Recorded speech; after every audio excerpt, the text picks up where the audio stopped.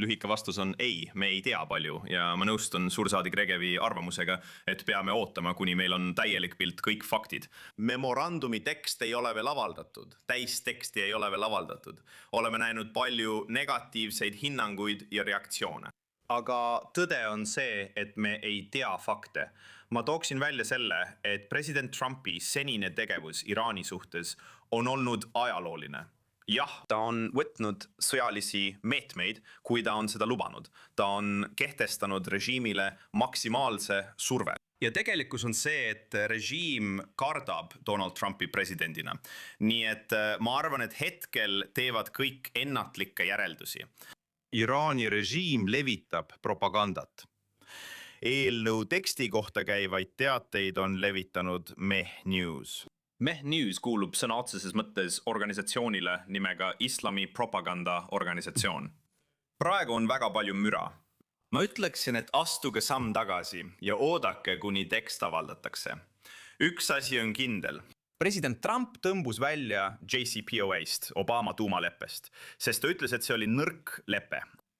Ja seetõttu arvan, et võime kindlad olla, et president Trump ei taha kindlasti, et tema lepe oleks nõrgem kui president Obama oma. Ei, kahtlust pole. Ja ma olen sinuga nõus. Tulemus Iraani vastu on olnud fenomenaalne. See on toimunud just viimase aasta jooksul. On ilmne, et president on astunud samme, mida kõik eelnevad presidendid ei ole teinud. Aga väljanägemine on halb, see on ilmne ja meile ei meeldi, kuidas see praegu paistab. Ja see on siin teguriks. Aga kuidas on lood siin Iisraelis? Ilmselgelt väljendame oma meeleheidet ja nördimust. On olnud raske mõista, mis toimub. Aga kuidas on olukord laiemalt Pärsia lahe piirkonnas? Kuidas sa kirjeldaksid sealset reaktsiooni? See on olnud veidi vaoshoitud, kui ma ei eksi.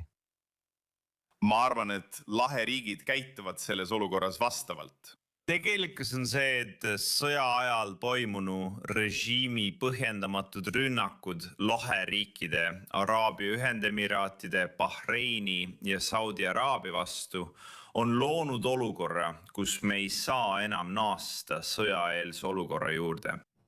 Need laheriigid teavad väga hästi, et see režiim kujutab endast ohtu seni, kuni ta eksisteerib. Nüüd, kas meil on pealispinnal lähenemine või mitte, on peaaegu ebaoluline, sest režiim on oma tõelise palge juba paljastanud. Ärgem unustagem, et Saudi Araabia ja Iraani režiimi vahel oli pealispinnal lähenemine, Hiina vahendatud kokkulepe.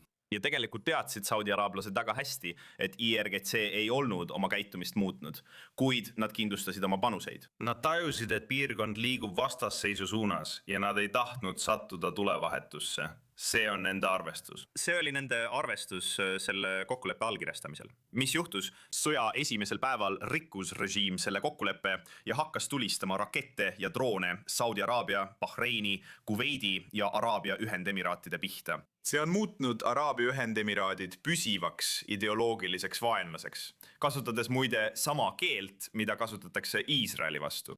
Nii et laheäärsed riigid teavad selle režiimi DNA-d väga hästi ja nad teavad, et seni, kuni see eksisteerib, jätkub oht ning Lähis-Idas ei ole võimalik saavutada rahu ega stabiilsust. Seega iga kokkulepe, mis annab sanktsioonide leevendust ja võimaldab režiimi juhtidel tegutseda ja ärgem unustagem, et need juhid on praegu Ahmad Vahidi, IRGC ülemjuhataja, isik, kes on Interpoli tagaotsitavate nimekirjas oma rolli eest 1994 aastal Argentiinas toimunud juudi kultuurikeskuse pommiplahvatuses. Mojtaba Khamenei, kelle elusoleku kohta pole meil endiselt tõendeid, kuid ta on isik, kes on sügavalt antisemiitlik, läänevastane ja Saudi Araabia vastane.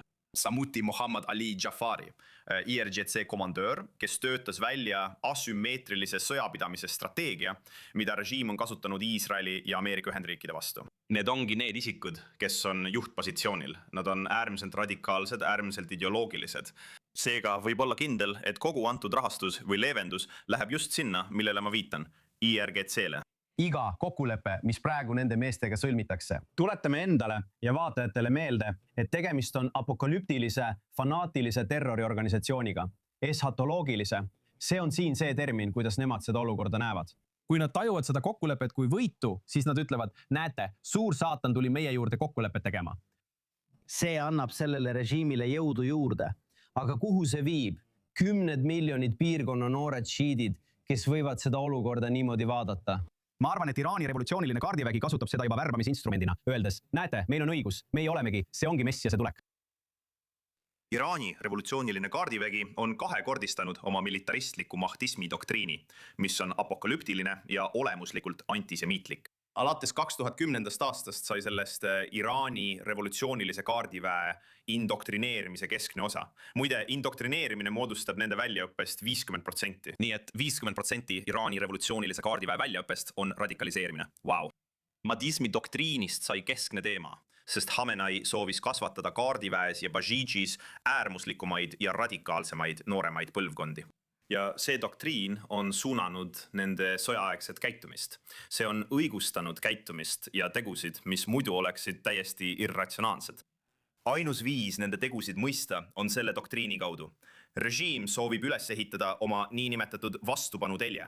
Just täna teatas Esmail Ghani, IRGC Qudsi vägede komandör, et tema eesmärk on taastada Hamas. Režiim usub, et on õnnestunud. Ma mõtlen, et selle režiimi edu selles sõjas ma seaksin selle tugevalt kahtluse alla. Sõjaliselt oli see tohutu kaotus, jah. Nende esimese ja teise taseme komandörid kõrvaldati täielikult. Nende kõrgeim juht kõrvaldati konflikti esimesel päeval. Tugev režiim ei kaota oma kõrgeimat juhti konflikti alguses. Nende ballistilised raketid, droonivõimekus, infrastruktuur ja tuumarelvaprogramm on oluliselt nõrgenenud. Ometi püüavad nad jätta muljet võidust. Ja kahjuks ütleksin, et peavoolumeediat on mõjutanud Trumpi vastane kallutatus, mis on sisuliselt aidanud iraanlasi nende info- ja propagandasõjas. Astume taas sammu tagasi.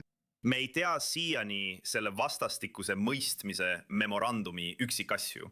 Ja muide, see ongi memorandum, mis annab 60 päeva aega päris asjade üle läbirääkimisteks. On väga ebatõenäoline, et Iraani režiim nõustub Ameerika Ühendriikide tingimustega. Seega praegu peame kõik sammukese tagasi astuma ja vaatama president Trumpi senist tegevust Iraani suhtes ning olema kindlad, et ta ei soovi, et tema kokkulepe oleks nõrgem kui Obama oma.